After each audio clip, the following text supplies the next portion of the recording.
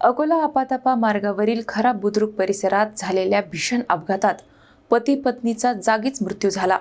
या घटनेनंतर संतप्त ग्रामस्थांनी रास्ता रोको आंदोलन छेडले असून पोलिसांनी काही तासातच ट्रक चालकाला अटक केली आहे। अकोला शहरालगतच्या आपातापा घुसर मार्गावरील खराब बुद्रुक परिसरात शुक्रवारी पहाटे भीषण अपघात घडला। या अपघातात घुसर येथील रहिवासी विजय पांडुरंग इंगळे आणि त्यांच्या पत्नी प्रतिभा विजय इंगळे यांचा जागीच मृत्यू झाला। मिळालेल्या माहितीनुसार दोघेही दुचाकीवरून शेतात जात असताना भरधाव ट्रकने त्यांच्या दुचाकीला जोरदार धडक दिली। धडक इतकी भीषण होती की दोघेही अनेक फूट दूर फेकले गेले आणि घटनास्थळीच त्यांचा मृत्यू झाला। अपघातामुळे परिसरात एकच खळबळ उडाली।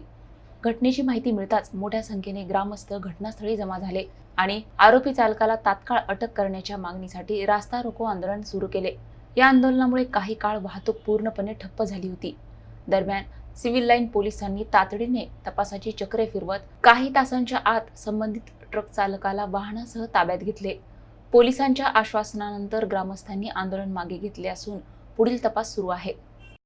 त्या ठिकाणी तात्काळ 2 टीम तयार केल्यात आणि सीसीटीव्ही फुटेज आणि त्या वाहनाच्या शोधासाठी आपण रवाना केल्यात। सीसीटीव्ही फुटेज आपल्या शहरातले आणि आजूबाजूचे तपासल्यानंतर त्या वाहनाचा आपण मार्ग ट्रेस केला आणि ते वाहन जे आहे ते आग्र्यावरून निघाल्याची माहिती आपल्याला मिळाली।